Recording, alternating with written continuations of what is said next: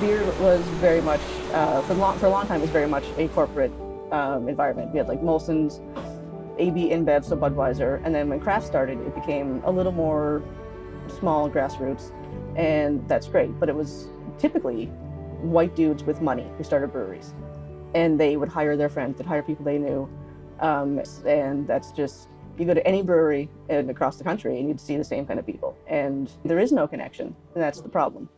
If it's all just white straight dudes, then you still got a long way to go on the diversity climb.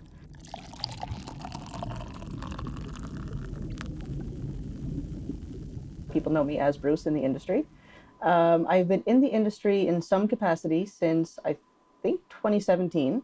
I was full time with the company for 2.5, 3 years, and now I'm in it as a contract part-time worker for a small importer.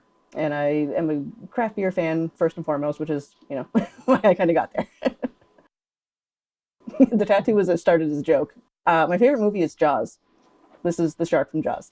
His name is Bruce, and I did not start the account with the intention of it being what it is now. It was just a fun, jokey account to keep track of beer I was drinking and beer I enjoyed. And then it kind of blew up a little bit after I left my full-time job in the industry, because I was then able to post my actual opinions on beer. So once I left that job, I was able to be myself to some degree. And then from that kind of snowballed into talking more about the problems in the industry, like lack of inclusion, lack of diversity, sexism, that sort of thing. But it's been cool. It's been interesting to see the progression of what was a joke kind of take off and become this sort of serious. And I'd say probably 10 years ago, maybe, there was a big push to be like, let's get women involved in beer. And so there was this big social media push. Pink Boot Society started up, and people were like, we've achieved diversity. We have women who make beer now. And I was like, that's not how that works, guys. Having women owners, having women brewers is great, but where are our people of color? Where are the queer people? Where are the indigenous people?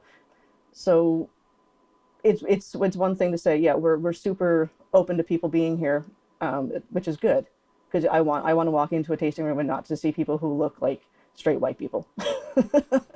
I want to walk in there and see people who are here because this is a community and this is a place to go regardless of who you are. But that starts with ownership, management, because you can say, well, we hire diversity. We have a diverse front of house staff. That's fantastic. Who's in the back making the beer? Are there women in the back? Are there people of color in the back? Are there queers in the back? Who's actually making the beer? And until we get more diverse people in those positions, we're not going to really see a lot of change. And I think a lot of tasting rooms are doing a lot of good work, and Strange Fellows is cool. I like Strange Fellows a lot. They were one of the first people to kind of get on board with not having gendered bathrooms, for having a code of conduct, for saying, this is a safe space, putting up pride flags outside of Pride. They do a lot of fundraiser beer. They do a lot of charity work. House of Funk also does a lot of good work.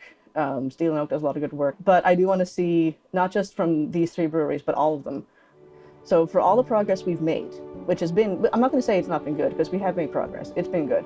There's so much more to do. There's so much more to go. Small changes are happening, but we need to see a lot more.